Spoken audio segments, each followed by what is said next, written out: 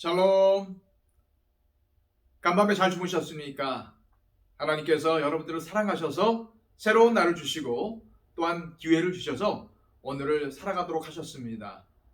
오늘을 주신 하나님을 찬양하며 하나님께 예배하기를 소망합니다. 기도하겠습니다. 아버지 하나님, 우리들을 깨워주시고 다시금 생명을 주셔서 하나님의 말씀 안에서 또한 믿음 안에서 살아갈 수 있도록 인도하심을 감사드립니다. 하나님, 오늘도 하나님의 기쁘신 사랑을 생각합니다. 또한 아버지께서 우리에게 베풀어 주신 은혜를 기억합니다. 하나님, 우리가 하나님의 사랑과 은혜 때문에 지금까지 살아왔고 여기까지 왔습니다. 아버지 하나님, 앞으로도 우리를 사랑해 주시고 보호해 주시고 인도하실 줄로 믿습니다. 오늘도 이러한 믿음을 가지고 살아가기를 원합니다. 세상을 살아가면서 안 좋은 일도 만날 것이고 여러 가지 가슴 아픈 일도 당할 것인데 하나님, 거기에 매몰되지 않도록 하여 주시고 주님께서 우리를 붙잡고 계시고 또한 우리를 보호하고 계시고 우리를 너무나도 사랑하신다는 그 사실을 기억하면서 우리가 당할 수 있는 슬픔과 고난을 견뎌낼 수 있도록 인도하여 주옵소서. 결국 믿음이 승리하는 줄로 믿습니다. 오늘도 강한 믿음을 더하여 주시고 오늘도 예수님을 믿는 그 믿음을 가지고 세상을 승리하며 살아갈 수 있도록 인도하여 주옵소서. 오늘 하루도 주님께 의탁하오며 예수 그리스도의 이름으로 기도하옵나이다. 아멘. 다 함께 찬송가 314장 찬양드립니다.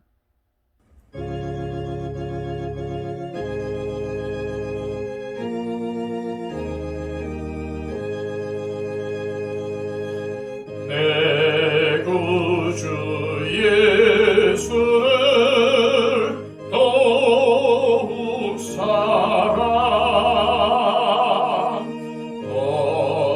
엎드려 비는 말 들으소서. 내 진정 소원이 내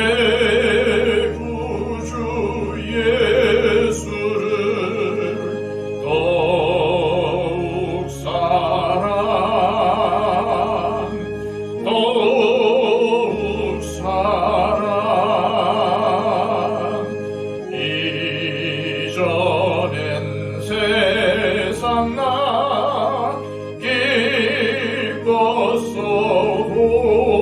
기뻤어도 지금 내 기쁨은 오직 예수. 다만 내 비는 말 내 구주 예수를 더욱 사랑, 더욱 사랑. 이 세상 떠날 때 찬양하고 숨질 때 하는 말 이것일세. 다만 내 비는 말 내 구주 예수를 더욱 사랑,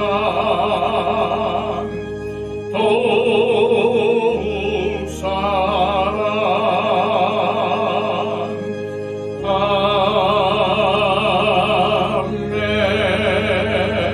아멘.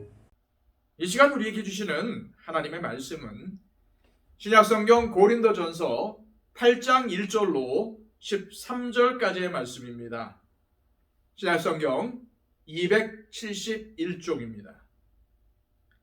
우상의 제물에 대하여는 우리가 다 지식이 있는 줄을 아나 지식은 교만하게 하며 사랑은 덕을 세우나니 만일 누구든지 무엇을 아는 줄로 생각하면 아직도 마땅히 알 것을 알지 못하는 것이요 또 누구든지 하나님을 사랑하면 그 사람은 하나님도 알아주시느니라.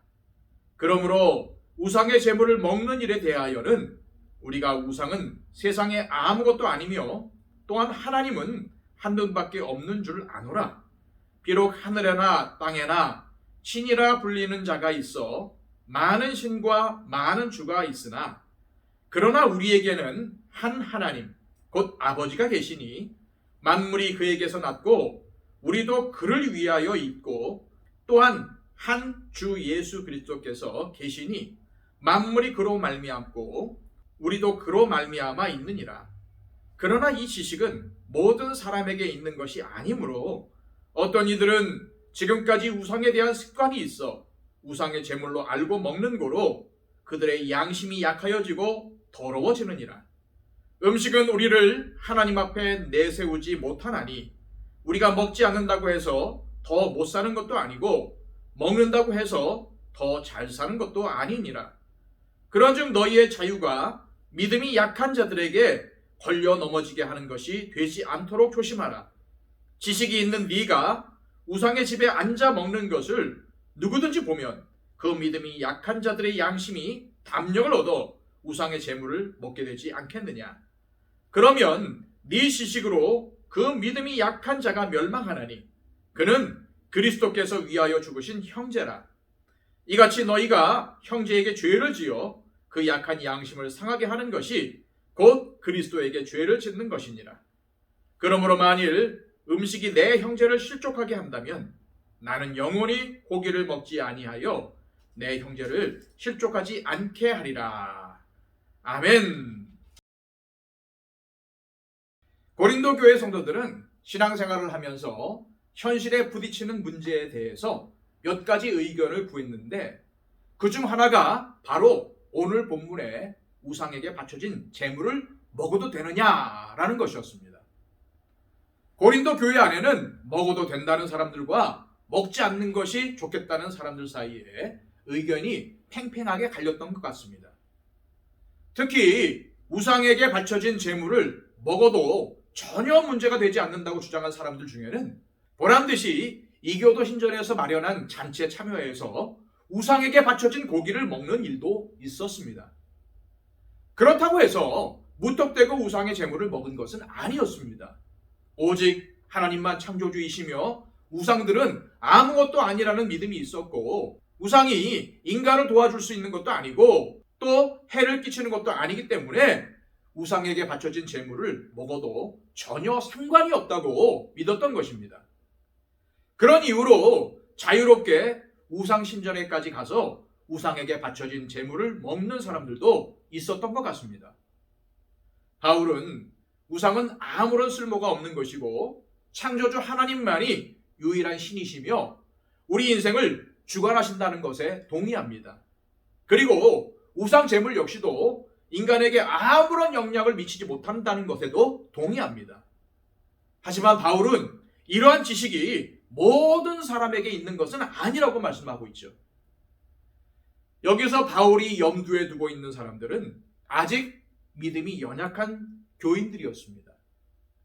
그들은 우상의 제물을 아무렇지 않게 먹거나 더구나 우상의 신전에까지 가서 고기를 먹는 교인들을 보면서 시험에 들기도 했고 또 유대교회에서 개종한 교인들 중에는 우상의 제물을 아무런 거리낌 없이 먹는 교인들 때문에 마음이 불편하고 불쾌해서 이런 자들과 함께 신앙생활을 해야 하는지 회의감이 들었을 수도 있습니다.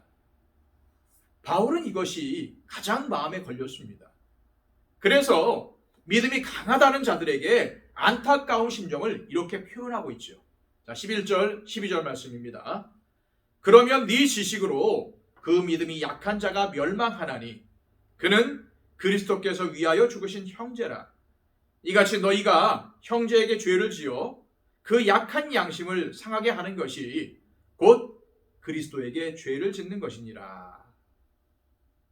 소위 믿음이 강하다는 여러분들의 신앙 지식이 믿음이 약한 형제 자매들을 오히려 멸망으로 이끌고 있으며 이것은 그들을 구원으로 인도하시기 위해 십자가의 고통을 당하신 예수님께 큰 죄를 짓는 행위라는 점을 강력히 책망하고 있는 것입니다. 그러면서 바울은 이렇게까지 말씀을 합니다. 13절입니다. 그러므로 만일 음식이 내 형제를 실족하게 한다면 나는 영원히 고기를 먹지 아니하여 내 형제를 실족하지 않게 하리라. 이 말씀을 통해서 얼마나 바울이 이 문제에 대해서 심각하게 생각했는지를 잘 알 수 있습니다. 바울의 입장에서는 그 무엇보다도 믿음이 연약한 교인들이 우상의 제물을 먹는 문제 때문에 시험에 들고 실족하여 믿음의 자리에서 멀어지는 것을 가장 염려했던 것입니다. 왜일까요? 믿음의 자리에서 멀어진다는 것은 구원의 자리에서도 멀어진다는 것을 뜻하기 때문이죠. 그래서 그는 우상의 제물을 먹느냐 마느냐의 문제로 성도들이 시험에 든다면 자신은 영원히 고기를 먹지 않겠다고 말씀을 했던 것입니다. 그만큼 바울에게는 그 무엇보다도 믿음이 약한 성도들의 구원이 가장 중요한 문제였던 것이죠. 그렇다면 믿음이 강한 자들에게 정말 필요한 것이 뭘까요? 그것은 사랑입니다. 그들이 이런 문제로 믿음이 약한 자들과 논쟁을 벌이고 자신들의 지식과 자유를 주장하는 것은 사랑이 없기 때문이라는 것입니다. 바울은 1절에서 이 점을 강조했죠. 1절 말씀입니다. 우상의 제물에 대하여는 우리가 다 지식이 있는 줄로 아나 지식은 교만하게 하며 사랑은 덕을 세우나니. 그렇다면은 바울이 강조한 사랑의 정신은 무엇일까요? 서로 하나가 되는 것입니다. 믿음이 강한 자들이나 약한 자들이나 서로 하나가 되는 것입니다. 그러려면 어떠한 태도가 중요할까요? 성도들이 살아왔던 환경이나 여건이 서로 다르고 성격도 다르고 은사와 달란트도 다르고 신앙의 경륜도 다르다는 사실을 인정하는 태도가 바로 교회를 하나가 되게 하고 교인들을 하나가 되게 만드는 것입니다. 이것이 형제 자매들을, 다른 성도들을 사랑으로 대하는 모습입니다. 그래서 함부로 다른 사람들의 신앙을 비판하거나 멸시하는 행위는 설령 그것이 바른 지식에서 나온 것이라 해도 사랑으로 행한 것이 아니기 때문에 죄를 짓는 행위가 되는 것입니다. 교회가 참 말이 많은 곳이죠. 그럼에도 불구하고 교회가 세상보다 나은 것이 있는 것 같습니다. 내가 살기 위해서 함부로 사람을 모함하고 저주하고 헐뜯는 것은 확실히 세상보다는 적은 것 같습니다. 하지만 형제와 자매가 잘 되기를 바라는 마음에서 이런저런 충고나 권면을 많이 하죠. 이것은 참으로 좋은 일이라고 생각하지만 반드시 좋은 것만은 아닙니다. 왜요? 우리는 다른 성도들의 처지와 형편을 잘 모르면서 함부로 조언하거나 정죄하는 일들이 많기 때문이죠. 차라리 신앙에 대해서 잘 모르는 사람들이라면 자기도 잘 모르기 때문에 다른 성도들을 함부로 정죄하거나 판단하려고 하지 않습니다. 오히려 신앙 지식이 많은 사람들이 이러한 잘못을 저지를 수가 있죠. 나는 다른 성도들이 잘 되기를 바라는 마음에서 이런저런 조언을 해주었지만 정작 그 사람은 그 말 때문에 낙심하고 상처 입고 실족할 수가 있습니다. 그럼 나는 바른 말을 했고 올바른 충고를 했기 때문에 책임이 없는 겁니까? 아닙니다. 우리가 배운 신앙 지식은 사랑으로 승화가 되어야 합니다. 내 신앙 지식이 사랑으로 승화되었다는 증거가 무엇일까요? 그것은 교회의 덕을 세우는 것입니다. 또 이웃을 구원의 자리에 있게 하는 것입니다. 그러려면 가르치려는 태도를 내려놓아야 하고 이웃의 형편과 처지를 이해하고 공감해 주려는 태도가 필요합니다. 그것은 기다려주고 묵묵히 함께 해주고 기도해주며 섬기는 것입니다. 사랑하는 여러분, 우리는 믿음이 연약한 성도들을 배려해야 하고 아무리 바른 신앙 지식이라고 하더라도 듣는 사람에게 각별히 신경을 써야 합니다. 사랑이 이런 것입니다. 사랑하기 때문에 내 자유를 내려놓을 수 있고 사랑하는 사람에게 맞춰줄 수 있는 것입니다. 말로는 사랑한다고 하면서 자기 중심적으로 사는 것은 사실 사랑이 아닙니다. 사랑은 상대방을 기다려주는 것이며 포용하는 것이고 동행하려고 하는 것입니다. 사랑이 지식보다 중요합니다. 이 시간 기도하실 때에 주님, 정말로 말로 표현할 수 없는 하나님의 사랑을 입은 사람들이 바로 우리입니다. 믿음이 연약한 성도들을 잘 배려하고 공감해주며 나 때문에 다른 성도들이 실족하는 일이 일어나지 않게 나의 행동과 말을 조심할 수 있도록 지켜주옵소서. 또한 전통이나 교리 같은 지식만을 앞세우는 것이 아니라 사랑으로 덕을 세우게 하옵소서라고 기도하시기를 바랍니다. 박영채 집사님과 이복진 권사님, 그 밖에 몸이 연약하고 또한 병중에 있는 분들을 위해서 진심을 다해 중보했으면 좋겠습니다. 또한 우리 교회의 성장과 부흥을 위해 기도해 주시고 우리 모든 성도들이 영육간에 강건하여질 수 있도록 기도해 주시기 바랍니다. 복음을 들고 전 세계를 돌아다니며 선교하는 선교사님들을 위해서 기도해 주십시오. 우리가 후원하는 선교사님들을 위해서 반드시 기도해 주시기를 바랍니다. 다 함께 기도하겠습니다.